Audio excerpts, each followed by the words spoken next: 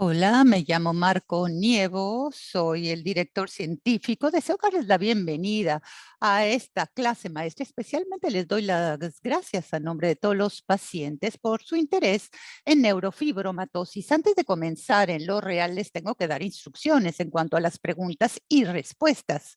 Van a poder poner sus preguntas en el chat durante la clase maestra. No obstante, preferiríamos que las escribiesen en inglés. Ahora, si tienen problemas formulando sus preguntas en inglés, bueno, les aconsejamos que utilicen traductores en línea como Google Translate. Antes de escribirlo en el chat, de no ser posible esto, por favor, escríbanlo en su propio idioma y nosotros trataremos de hacer lo mejor posible para traducirlo al inglés. Disfruten de su clase maestra. Hola, me llamo Eric Legius.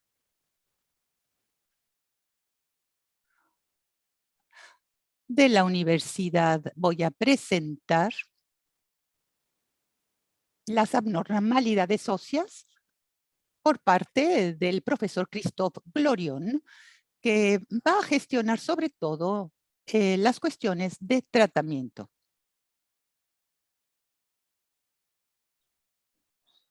Los problemas ortopédicos en neurofibromatosis tipo 1 por el profesor Christophe Glorion y profesor Eric Legius. Se estima que el 30% de los individuos que sufren de neurofibromatosis 1 padecen de osteopenia, displasia tibial y pseudoartrosis de la tibia, del peroné, de la clavícula o cúbito con la consecuencia de una escoliosis severa. Los criterios del DNA consensuados en 1987 y los criterios revisados incluyen lesiones óseas como uno de los criterios de diagnóstico. Como podrán ver aquí en los criterios del diagnóstico revisado del 2021, las lesiones óseas que son inconfundibles como displasia esfenoidal, arqueamiento anterolateral de la tibia o pseudoartrosis del hueso largo califican como criterios de diagnóstico. Y obviamente no es un criterio separado en caso de neurofibroma plexiforme orbital ipsilateral. La diapositiva que vemos muestra neurofibroma orbital plexiforme en asociación con displasia del ala esfenoidal ipsilateral como una característica aislada no relacionada a la neurofibromatosis tipo 1 porque ninguna mutación del NF1 fue detectada en las células periféricas de los glóbulos blancos y no vieron otras señales o síntomas. Aquí vemos arqueamiento congénito de la tibia y la fíbula de la pierna izquierda. Aquí vemos una pseudoartrosis que se desarrolló después de la fractura en la tibia y en la fíbula, en la pierna izquierda. Aquí vemos una pseudoartrosis de cúbito y aquí podrán ver displasia del ala esfenoidal. En las siguientes diapositivas hablaremos de la biología de la neurofibromatosis tipo 1 en los huesos y abnormalidades de los huesos. El gen de la NF1 es conocido por ser un tumor supresor del gen. Significa que en el tumor que se forma en la neurofibromatosis tipo 1 en las personas y que se relaciona a la neurofibromatosis tipo 1, encontramos un segundo golpe y una segunda variante patogénica en la copia normal del gen NF1. Esto se ha demostrado en todos los tipos de neurofibromas, gliomas, tumores del estroma gastrointestinal y en otros en la neurofibromatosis tipo 1, pero sorprendentemente también las características no tumorales pueden asociarse con la inactivación bialélica del NF1 y esto ha sido demostrado en el arqueamiento congénito de los huesos con o sin pseudoartrosis y en el tejido escoliótico distrófico de las personas con NF1 y también por las manchas café con leche. Se sabe que la inactivación bialélica del gen NF1 lleva a un incremento en la señalización de la quinasa de la proteína RAS-MAP. Aquí vemos un esquema del camino en la quinasa RAS-MAP con la membrana de la célula y el receptor del factor de crecimiento insertado en la membrana de la célula. Si se une a un factor de crecimiento, dimerizará y activará sus proteínas de adaptación, que a su vez activarán el RAS a través de la transición del RAS-GDP al RAS-GTP, por ende el GDP a GTP, que es la forma activa del RAS y que ahora podrá unirse al RAF y activar MEC y ERK. Cuando se activa el ERK fosforilado entra en el núcleo de la célula y activará la transcripción del gen dependiente de la quinasa RASMAP. La neurofibromina es un regulador negativo porque es un RAS-GTP activador de la proteína y estimulará una transición del RAS-GTP al RAS-GDP y por ende inactivará el camino e introducirá un rompimiento en este camino. Cuando el rompimiento no sucede, tendremos demasiada transección única en este camino. La investigación en el tejido de la pseudoartrosis de la tibia y del tejido de la escoliosis distrófica han demostrado el segundo golpe, HIT, en el gen NF1 apunta hacia una inactivación bialélica en este tejido que puede incrementar la señalización del RAS más como resultado. La investigación de nuestro grupo demuestra que la inactivación bialélica del gen NF1 no está limitada al tejido pseudoartrítico aquí, pero está disperso sobre la tibia y puede encontrarse en el tejido periosteal, proximal y distal del sitio de la pseudoartrosis, y esto significa que el segundo golpe NF1 se originó en algún lugar durante su evolución en la extremidad inferior y por ende se distribuye por la tibia. Pero la pseudoartrosis por lo general se desarrolla en el sitio en donde el arqueamiento es más pronunciado y esto apunta a factores locales que causan tensión en la región que en combinación con el segundo golpe del NF1 causa arqueamiento y la pseudoartrosis y factores locales adicionales. Entonces tienen que manifestarse para ver la pseudoartrosis en este sitio. Hay incidencia de neurofibroma plexiforme en el hueso adyacente superpuesto y en los neurofibromas paraespinales que se encuentran frecuentemente asociados con un incremento del riesgo de escoliosis y las probabilidades son 6 veces mayores, con un 63% de escoliosis distrófica, siendo este un neurofibroma paraespinal asociado con el mismo, mostrando la influencia del neurofibroma en el hueso adyacente. El grupo de investigación de Florent Eleftheriou mostró en el 2014 en modelo de ratas que las células con inactivación bialélica del NF1 mostraron activación dependiente del MEC del osteoprogenitor, promoviendo la acumulación de pirofosfato inorgánico y resultados en la mineralización en la inhibición del hueso. Recientemente investigaron neurofibromas superpuestos a las anormalidades del hueso, tanto en ratones como en humanos, y demostraron que estos neurofibromas han perdido actividad del gen NF1 y que los resultados en la activación del gen promueven la acumulación de pirofosfato inorgánico, que explica también la inhibición y el resultado de la inhibición de la manifestación de la mineralización del NF1. En esta diapositiva verán una escoliosis torácica espinal progresiva en un individuo de 13 años de edad.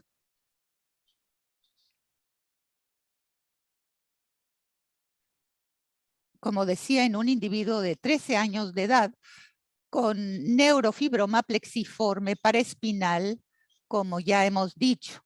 Aquí lo ven en una reconstrucción 3D de una tomografía computerizada de las vértebras. Aquí pueden ver un neurofibroma plexiforme en la cadera izquierda, en el glúteo y en la región superior femoral. El neurofibroma plexiforme fue tratado durante 12 meses con un inhibidor MEC del lado del neurofibroma plexiforme. Por otro lado, se midió la densidad mineral ósea de toda la cadera y del cuello femoral del lado en cuestión y se comparó con los controles y se vio un incremento en la densidad mineral ósea después de 12 meses con el tratamiento con inhibidor MEK. Aquí observen la diferencia entre la derecha y la izquierda. Antes del tratamiento con el inhibidor MEK en comparación con los controles, por lo que la pierna izquierda mostró menor densidad mineral, y aquí vemos la discrepancia. Esta diferencia entre la izquierda y la derecha es mucho menos pronunciada, mostrando el efecto benéfico del tratamiento con el inhibidor MEK en el neurofibroma plexiforme, como también en la densidad mineral ósea de las estructuras óseas superpuestas. Un neurofibroma plexiforme sobre la extremidad puede estar asociado a un sobrecrecimiento. Aquí vemos un neurofibroma plexiforme afectando la extremidad inferior izquierda desde la tibia hacia el pie. Y aquí verán la diferencia en tamaño entre el diámetro de la pierna derecha y de la izquierda, como también verán un sobrecrecimiento de la tibia en la izquierda en comparación con la derecha. Ahora hablaremos de la presencia de fibromas nosificantes en niños con neurofibromas tipo 1. La combinación de múltiples manchas café con leche y fibromas nosificantes en el pasado se reportó como síndrome de Jaffe-Campanachi, pero la publicación que vemos aquí en Genetics and Medicine apunta que la mayoría de estos casos tenían una variante heterocigota inactivada en el gen NF1 y que de hecho son casos de neurofibromatosis tipo 1. En la parte inferior de la diapositiva verán un ejemplo de un fibroma nosificante que conlleva a una fractura patológica, y cuando la fractura patológica se cura, los tejidos del material quístico por medio de curetaje y con llenado con injerto óseo, la fractura se estabiliza con osteosíntesis y podremos ver el resultado removiendo el material óseo sintético, resultando en la curación ósea. Ahora, cuando no existe una fractura patológica, la mayor parte de estos fibromas nosificantes tienen la tendencia de curarse espontáneamente después del paso del tiempo posterior y al cese del crecimiento repentino. Estos fibromas nosificantes frecuentemente se localizan en el fémur distal y en la tibia proximal y están asociados con el crecimiento de la placa, como pueden ver aquí.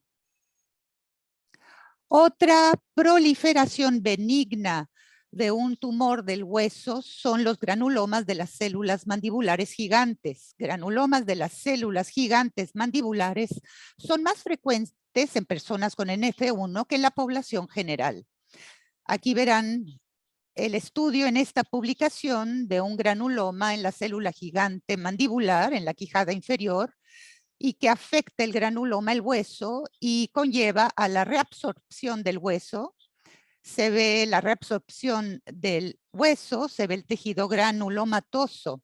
El tejido granulomatoso consiste en células tipo fibroblasto, que son de hecho osteoblastos, y células gigante multinucleadas, que son osteoclastos.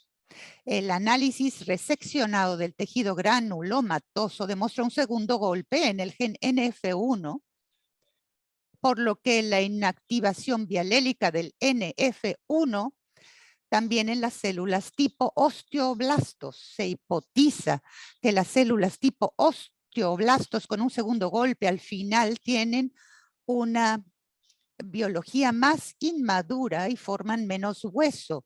Y por otro lado, secretan localmente citocinas que atraen a los osteoclastos y los hiperactiva, con el resultado de una reabsorción neta del hueso. Aquí verán la publicación del grupo de Juha Peltonen de Finlandia. Ellos estudiaron los rayos X maxilar de la mandíbula y el maxilar en una serie de pacientes, es decir, 29 pacientes mujeres y 26 hombres con fibromatosis tipo 1. Y se vio displasia cementaria periapical solo en las mujeres adultas con NF1, pero no pudieron encontrar casos en hombres con NF1. Creemos que la displasia cementaria periapical podría ser una manifestación menor comparable a los granulomas de la célula gigante que presenté anteriormente, y que esta displasia cementaria periapical es solo una característica menor de estos granulomas en las células gigantes de la quijada. Ahora presentaremos algunos datos de defectos en el cráneo en personas con neurofibromatosis tipo 1. En este elegante estudio de Nikki Ulrich de Boston en el año 2013, 416 menores con NF1 fueron estudiados con imagenología. Encontraron displasia en el ala esfenoidal en 15 de los 416, pero también encontraron defectos calvares en el cráneo en 12 personas. Asimismo, encontraron que 6 de los 12 con defectos calvarios y con displasia en el ala esfenoidal, por lo que hay un traslape entre los dos. Pero demuestra que al menos el 3% de los niños con NF1 tienen defectos del cráneo, como pueden ver aquí, acá, también acá, y aquí lo vemos en un paciente diagnosticado a los 8 años de edad y posteriormente a los 17 años de edad, en donde hay agrandamiento de los defectos craneales. Podría ser una condición progresiva. Aquí les presento a 2 individuos de nuestra clínica de neurofibromatosis y verán que el paciente a la izquierda tiene un defecto óseo en la parte posterior de la cabeza en asociación con el neurofibroma plexiforme subyacente al hueso defectuoso. Podrán verlo también aquí en esta reconstrucción en 3D debido a una escoliosis cervical que requiere de tratamiento. A mano derecha verán un encefalosurly en la región occipital por un defecto en el hueso occipital. Tumores glómicos en las puntas de los dedos también son parte del espectro neurofenotípico de neurofibromatosis tipo 1. Se observan más frecuentemente en mujeres que en hombres y son pequeños tumores localizados en la falange distal del dedo y no se ve nada con una inspección. A veces el tumor glómico se asocia con uñas anormales, como pueden ver aquí, o con descoloración rojiza, o con algo de inflamación, como ven aquí. Y aquí ven la inflamación y la descoloración y uñas distróficas en la misma ubicación, pero por lo general no se ven las anormalidades en la falange distal. Pero estos tumores causan dolor localizado en la punta de los dedos y empeora en invierno y mejora cuando se calienta el dedo. Se ve en 5% de los adultos con riesgo en sus vidas de uno de estos tumores. Es aproximadamente el 5% en hombres y más frecuentemente en mujeres, y se puede tratar de manera sencilla con resección quirúrgica. Un tumor glómico, de hecho, es un tumor en las células musculares lisas de un vaso sanguíneo que se utiliza para la regulación térmica de la falange distal. Durante el frío, el vaso se abre y la sangre tendrá un cortocircuito y no llegará a la punta del dedo, como es el caso en el invierno, y en el verano, con el calor, el vaso se cierra y fuerza la sangre a fluir de las puntas de los dedos, por lo que la persona pierde calor en la punta del dedo. Pero cuando las células de los músculos lisos que rodean el vaso forman un tumor y después el vaso sanguíneo se abre, la sangre que fluye al vaso sanguíneo y también al tumor causa presión bajo el lecho unguial entre la uña de la falange distal con fuerte dolor, un dolor lacerante. El análisis de estas células glómicas ha demostrado que también sufren de un segundo golpe en el gen NF1 y estos tumores son una parte integral del fenotipo del NF1. Es muy importante reconocer esto y también preguntarle al paciente si sienten dolor en las puntas de los dedos porque porque probablemente no se ve el neurofibroma y los pacientes no hacen la conexión entre el dolor en los dedos y la neurofibromatosis tipo 1. El profesor Glorion ahora continuará hablando de los aspectos clínicos y del tratamiento de escoliosis distrófica y de la pseudoartrosis tibial.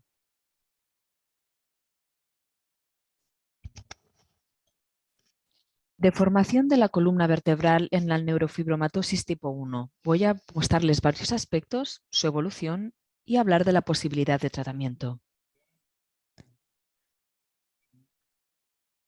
Hay muchos problemas para explicar por qué se produce la deformidad en la NF1. Vamos a presentarles cada uno de ellos.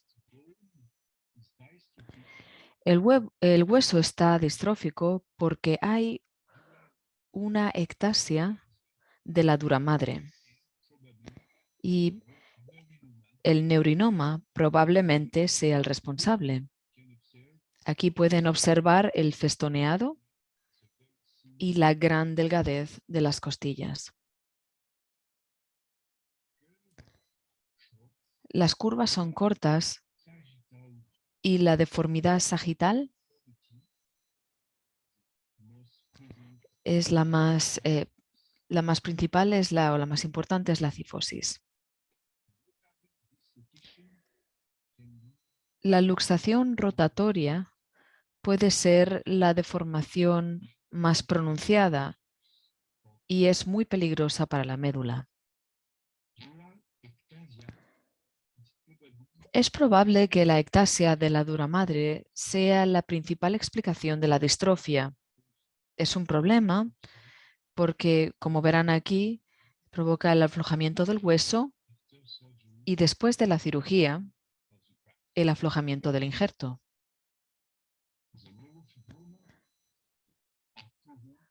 Los neurofibromas están presentes en el canal, alrededor del mismo, o como muestra esta tomografía computerizada en el tórax. La rápida evolución de la deformidad se debe a la distrofia. Aquí pueden observar su evolución en 2 años.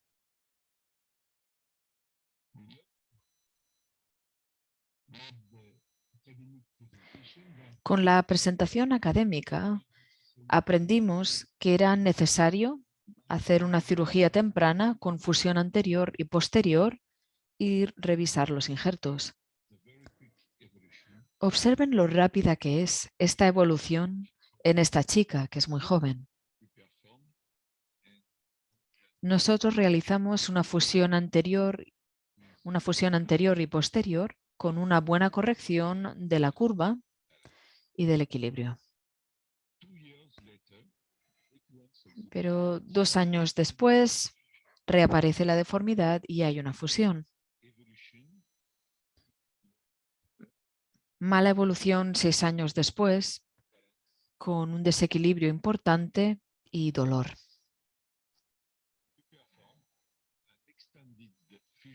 Realizamos una fusión ampliada mediante un abordaje posterior, instrumentación y fusión. En el caso de este niño, llevamos a cabo una cirugía completa a los 11 años, con fusión anterior y posterior, pero demasiado corta. A los 20 años se puede observar la dislocación rotativa y tenía dolor y neurodeficiencia. Después de la tracción con halo, realizamos una fusión posterior con buenos resultados en cuanto al dolor y la evolución neurológica. El paciente tiene ahora 27 años, pero su evolución no ha sido tan buena, ya que tiene un problema neurológico debido a la ectasia de la dura madre. Nuestro enfoque actual consiste en prevenir la progresión, mantener un buen equilibrio, intentar reducir la distrofia y prevenir la dislocación rotativa.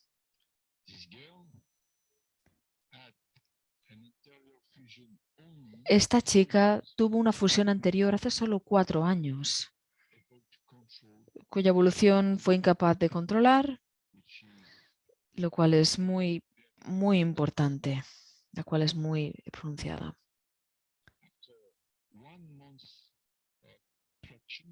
Después de un mes de tracción con el halo,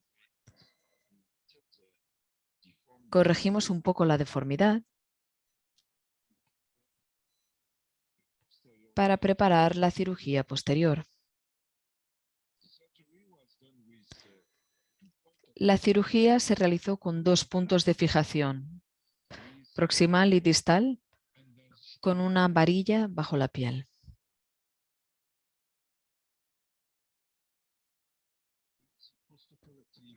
He aquí el aspecto postoperatorio. Pueden observar que se trata de una neurofibromatosis severa con un neurofibroma cutáneo. Aquí ven los 2 abordajes cutáneos. El equilibrio no está tan mal. 2 años después, volvió y completamos el proceso con la segunda varilla. Fíjense en la evolución del rostro. 9 años más tarde, volvió a vernos con dolor en la espalda porque la varilla se había roto. Así que la operamos. Completamos el dispositivo y le hicimos un nuevo injerto. Y he aquí su aspecto a los 20 años. Hicimos una revisión de este caso. Hicimos 18 pacientes más. Y ahora podemos decir que con este enfoque podemos prevenir la progresión, mantener un buen equilibrio sagital. Parece que la distrofia está bajo control, quizá debido a la tracción. Podemos prevenir la dislocación rotatoria y mantener estable la función torácica.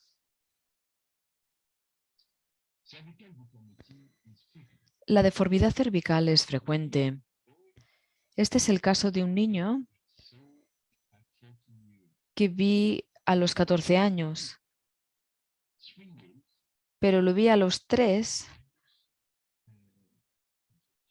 porque la deformidad estaba en los inicios y hubo un periodo sin seguimiento. Observen el aspecto que presenta la costilla superior izquierda, muy típico. La deformidad cervical de la columna,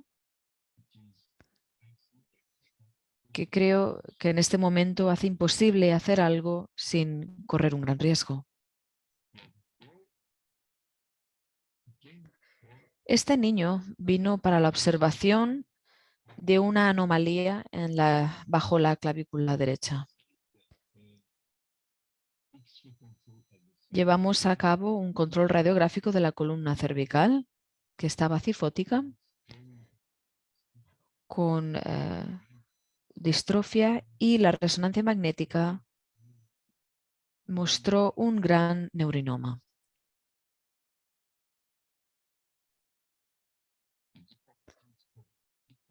La deformidad se debe probablemente a la distrofia y al neurinoma.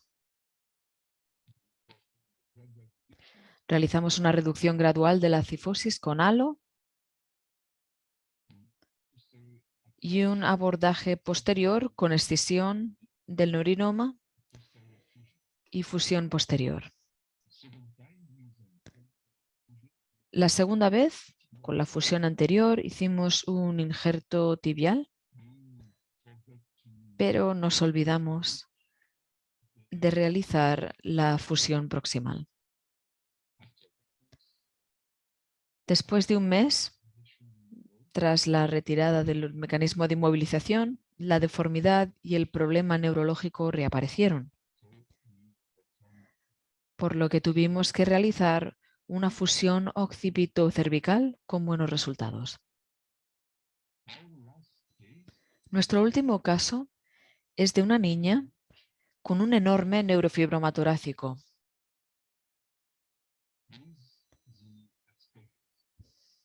El aspecto del tronco no está mal, con la espalda plana,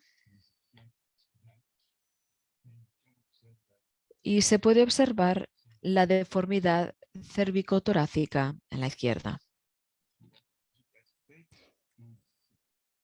El aspecto radiológico demuestra una deformidad muy pronunciada, cifosis cervical, lordosis torácica, escoliosis y unas costillas muy delgadas.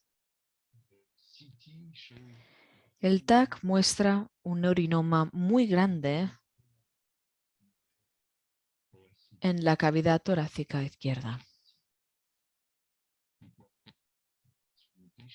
Realizamos una instrumentación sin injerto, con fijación proximal y distal,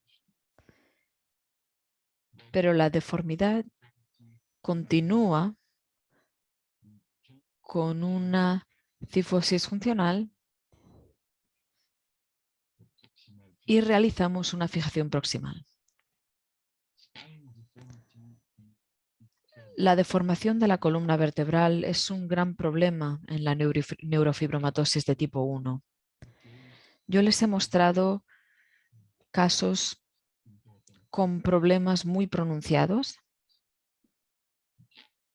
pero como ya entenderán, en el futuro podría ser un gran desafío.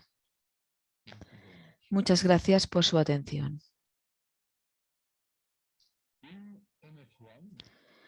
En la NF1, la pseudoartrosis congénita o curvatura congénita es la principal manifestación del problema en las extremidades.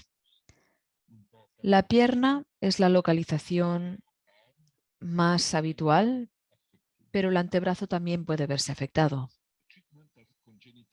El tratamiento de la pseudoartrosis congénita de la tibia sigue siendo un reto.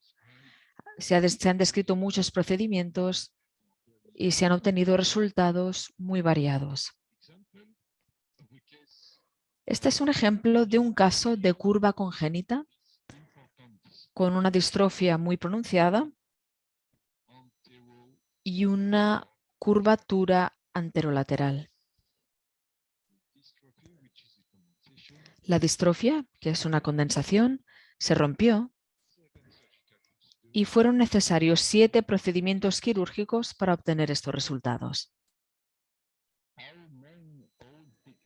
Nuestra principal técnica antes era el injerto tibio-peroneal y el clavo. En este ejemplo, la distrofia es muy distal y muy pronunciada. El clavo permite la alineación. El pie está incluido porque la parte distal es muy pequeña y el injerto está entre la tibia y el peroné. Ya ven que después de 7 años los resultados no son tan malos.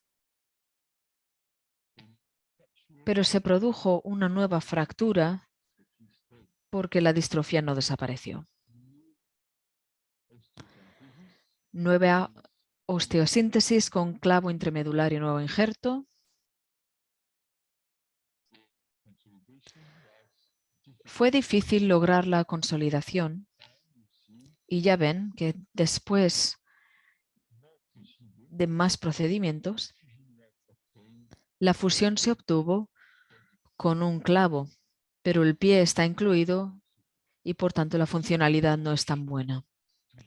Otra estrategia consiste en utilizar la fijación externa y el enclavado intramedular, pero no es un procedimiento fácil. Es largo y los resultados no son necesariamente mejores. El injerto peroneal vascularizado es un proceso muy complejo y no es posible utilizar fácilmente el clavo central para proteger el hueso. Nuestra técnica actual se la debemos a Alain Charles Masquelet con el principio de la membrana inducida. Nosotros llevamos a cabo la descripción de esta técnica.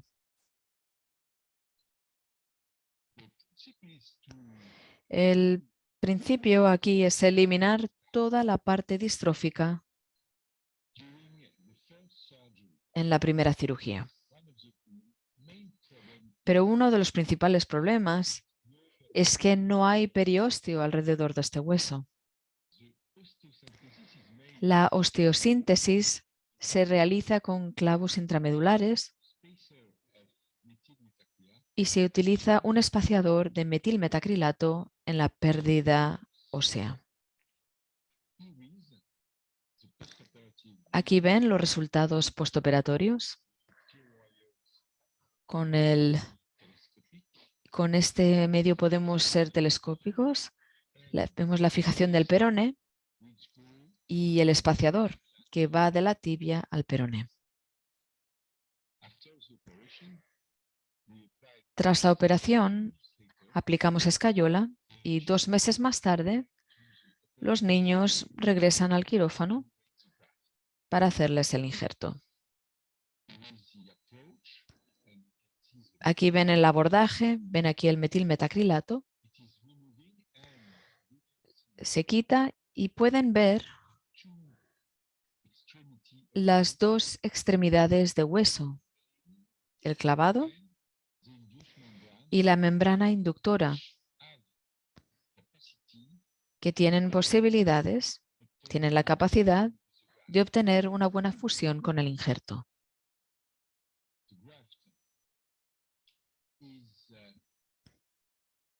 El injerto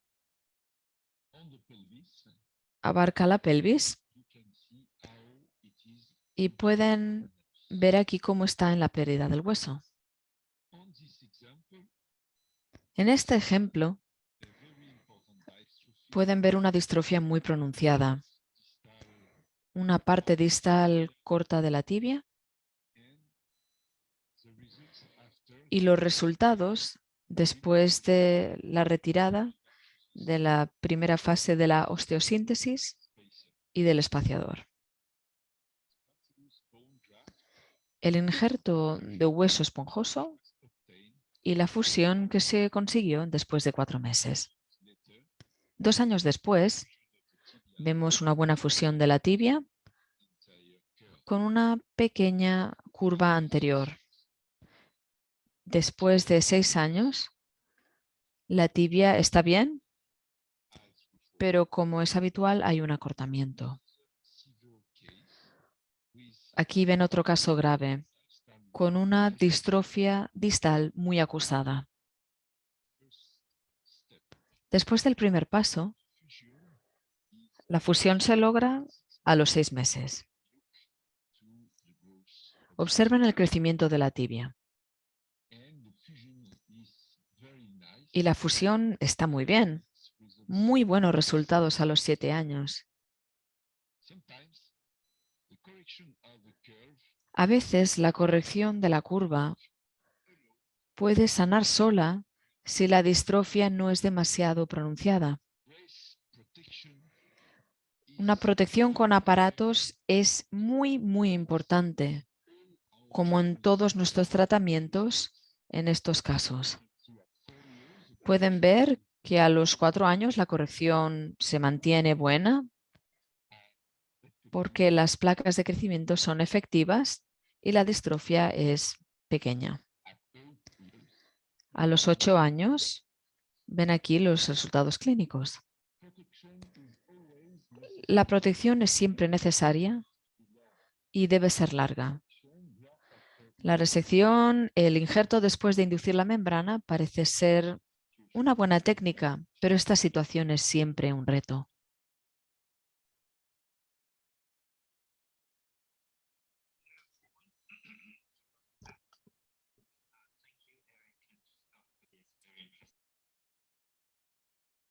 Gracias, Christoph y Eric, por estos detalles. Tenemos varias preguntas que nos llegan del público. El primer punto de Eva Clarisant, que nos pregunta qué tan frecuentemente vemos artrosis más allá de la tibia, como por ejemplo en el cúbito. 1 en 100 en la tibia es aproximadamente 5% en todos los menores de NF1 que tienen arqueamiento o pseudoartrosis de la tibia o del peroné, pero en el cúbito estamos hablando de menos frecuentemente. Otra pregunta de Amel Paundó, que de hecho dice lo siguiente: ¿hay tratamiento utilizando agentes biomórficos que puedan ayudar en los sitios en donde hay algún tipo de fractura en los niños? Christoph desea contestar esta pregunta. Christoph, creo que su micrófono no está activado. Sí, cómo no, por favor, repita la pregunta, sí, con mucho gusto. ¿Hay algún tipo de tratamiento utilizando un agente anabólico que se aplique en el sitio quirúrgico y en cuanto a la reparación de una fractura? ¿Biométrico, agente biomórfico o agentes, es decir, aquellos agentes? No entiendo de qué se trata esta pregunta. Proteína morfogénica, sí, se utilizó. Creo que hace 10 años trataron de utilizarla, pero parece ser que no funcionó. Fue en aquel entonces en el cual, fue hace más tiempo, 15 o 20 años de esto. En aquel momento estábamos comenzando con la técnica en cuanto a la inducción de la membrana. Por ende, no deseamos utilizar el BMP en ahí porque vimos que el factor de crecimiento estaban presentes en 2 de estas membranas y también a nivel óseo. Y en ese momento, con los menores, no deseábamos utilizar el BMP porque existían otros problemas con este apoyo. De hecho, esto nos lleva a otra pregunta porque en cuanto a su presentación, hay muchísima cirugía que se lleva a cabo en cuanto a temas de óseos con el NF1. ¿Podría usted darnos algún tipo de sugerencia en cuanto a terapias adicionales que se están desarrollando si la cirugía es la única opción en la actualidad y otras cosas que nos están explorando? Por desgracia, la evolución de la columna, y voy a hablar de la columna vertebral. Por desgracia, la evolución de la columna vertebral no es siempre la misma. Al principio, siempre usamos aparatos correctores. Intentamos que el paciente se quede con esos protectores mucho tiempo y a veces, en 6 meses, puedes ver una deformidad de unos 50 grados y pasa a 80. con una dislocación rotatoria. Y en ese momento es muy importante intentar controlarla. Y si no hay más solución que la cirugía, bueno, por ejemplo, en la fijación posterior intentamos esperar a usarla y antes se hacía mucha cirugía. Gracias. Otra pregunta sobre la terapia de Amel Pendon. ¿Debería la deficiencia de vitamina D crónica en pacientes de NF1 abordarse de manera sistemática? Buena pregunta. No lo sé, francamente. No sé si ofrecer un suplemento de vitamina D podría tener un efecto importante en la mineralización del hueso. Se ha demostrado que hay una correlación entre la NF1 y la deficiencia de la vitamina D. Y también se ha demostrado que hay una relación entre el número de neurofibromas cutáneos y un nivel bajo de vitamina D, así que existe una relación. Pero que yo sepa, nunca se ha demostrado que un suplemento crónico de vitamina D mejora el problema de las personas con neurofibroma 1. ¿Y cuáles serían los efectos? Pero es una excelente pregunta. La respuesta es que yo sepa, es una incógnita por ahora. Y lo mismo, no lo sabemos, pero hay un cirujano en mi equipo que siempre usa la vitamina D. Y no podemos, por ahora no podemos ofrecer una respuesta sin incertidumbre. Una pregunta de Luigi Barlasina.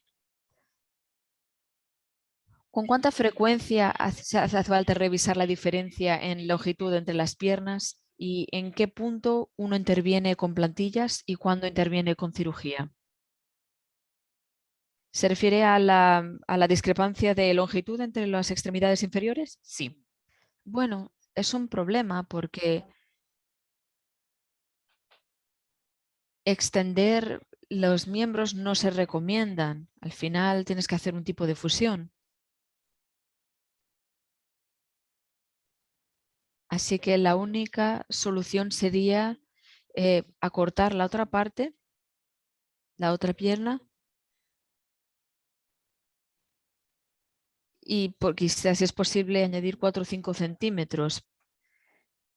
Sí, pero solo si acotas el crecimiento del otro hueso a una edad que sea apropiada para esta longitud.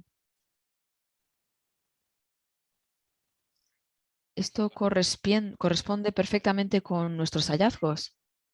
En el caso de la pseudoartrosis, cuando operas y tienes acceso a los tejidos por encima y por debajo del tejido de pseudoartrosis, pero y cuando hay un segundo golpe presente en el F1, hay una fusión y tienes que entender que como cirujano no puedes ya tocar ese hueso porque sabes que es muy frágil.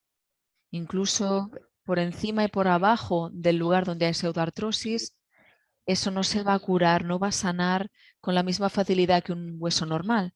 Por eso creo que es una actitud muy prudente. Es prudente centrarse en la otra pierna en vez de centrarse en la pierna en la que uno ya ha invertido tanta energía intentando lograr una fusión sin resultados. Creo que esa es una buena estrategia. Gracias.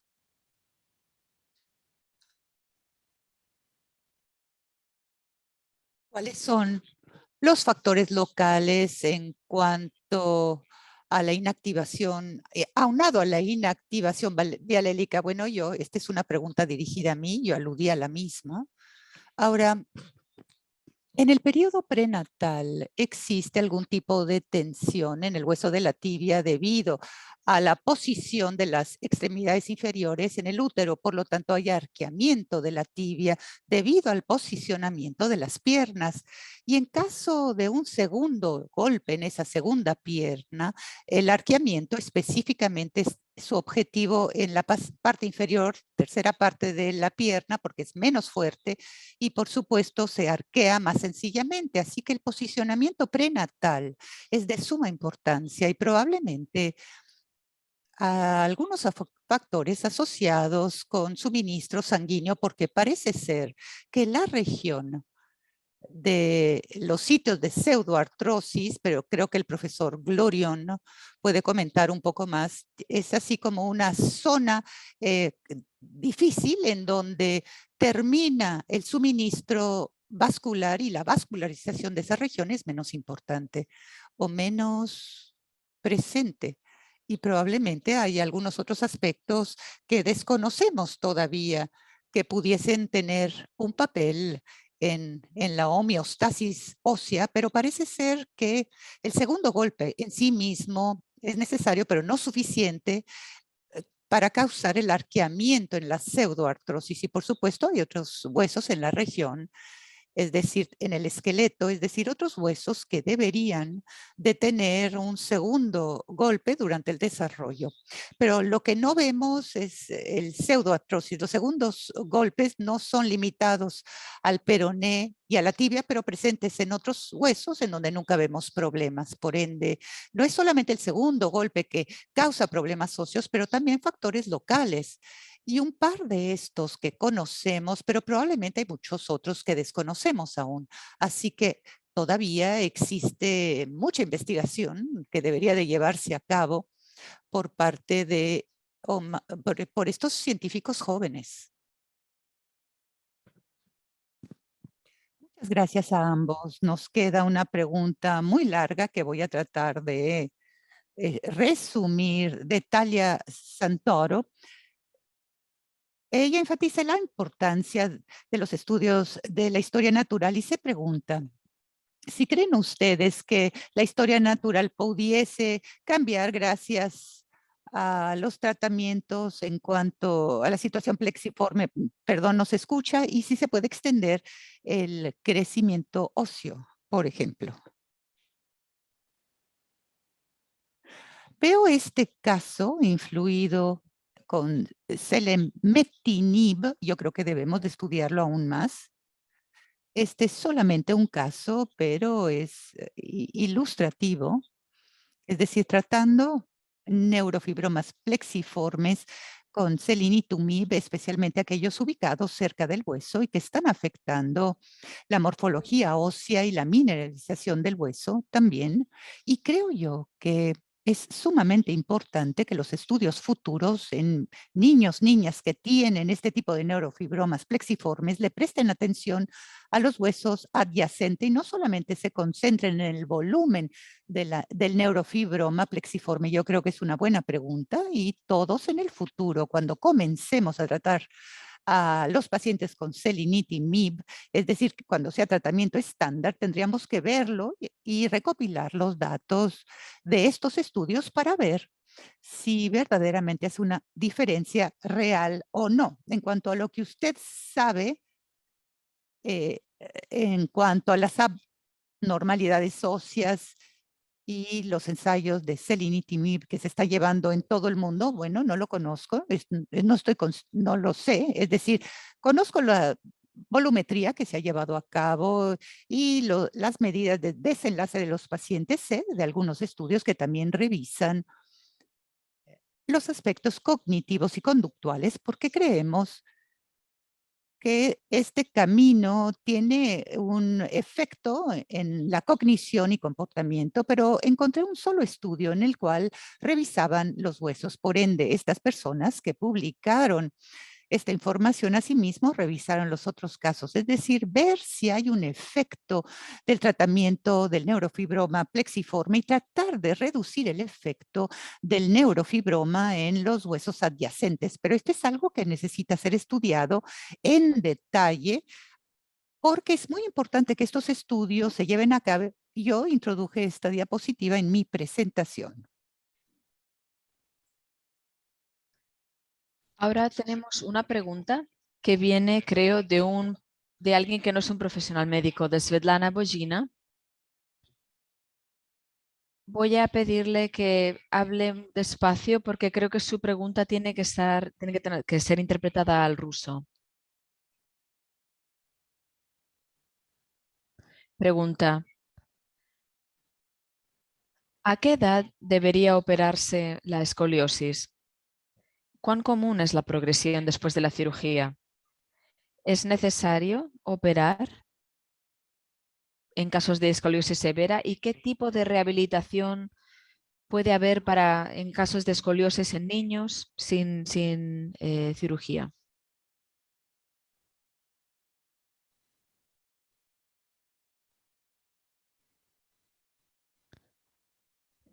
Ningún caso es igual a otro, pero en general podemos decir que para la cirugía, después de 5 o 6 años de edad, podemos empezar a operar.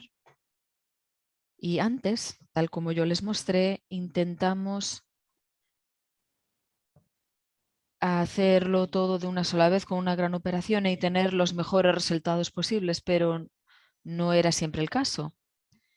Entonces ahora el programa es progresivo y sabemos que tendremos varias cirugías. La cirugía no es siempre necesaria porque en la neurofibromatosis hay dos tipos de escoliosis. La diastrófica, como la que le hemos mostrado, pero también a veces tienes escoliosis sin distrofia y su evolución es como cualquier otra. Entonces el caso no es siempre el mismo, por eso es importante ver en el principio cómo está el hueso, hacer una resonancia magnética para ver si hay extasia de la dura madre y neurofibroma. Y después darle seguimiento. Creo que después de los 5 o 6 años de edad, es necesario realizar una visita de control cada 6 meses. Una visita de control y hay que controlar la deformación si es posible y si se ve una evolución, dependiendo de cuán pronunciada sea, uno puede empezar a pensar en cirugía. En cuanto a la rehabilitación,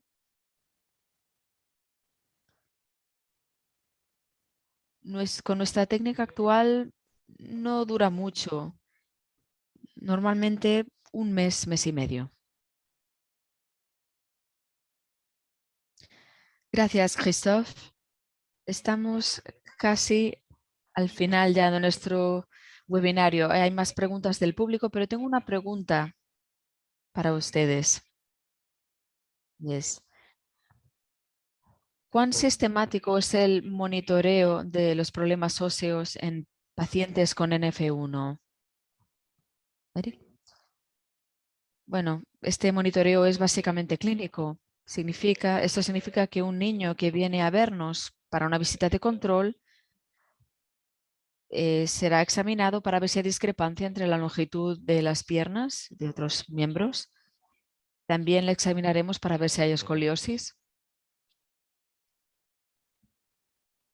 Vemos a niños que vienen a la visita cada 6 meses y nos sorprende porque en algunos casos la escoliosis ha progresado mucho. Empezamos con una espalda normal y 2 o 3 años después presenta una escoliosis ya bastante pronunciada. Así que es muy importante que los niños pequeños con NF1 acudan a sus visitas con regularidad para que así el equipo clínico pueda examinar cómo está el esqueleto y hacerle radiografías. Pero que yo sepa, no hay motivos para hacer control radiográfico específico si hay visitas de manera frecuente. Es decir, solamente hagan una radiografía si hay una sospecha clínica más allá de la visita frecuente. Muchísimas gracias por la meticulosidad de sus respuestas. Gracias al público también por sus preguntas. El webinario está a punto de concluir. Me gustaría agradecerles a todos su presencia, especialmente a Christophe y Eric por estar con nosotros hoy. Y espero verles a todos muy pronto de nuevo en nuestro próximo webinar. Por favor, consulten nuestra web, que siempre estamos actualizando con la información de nuevos webinarios.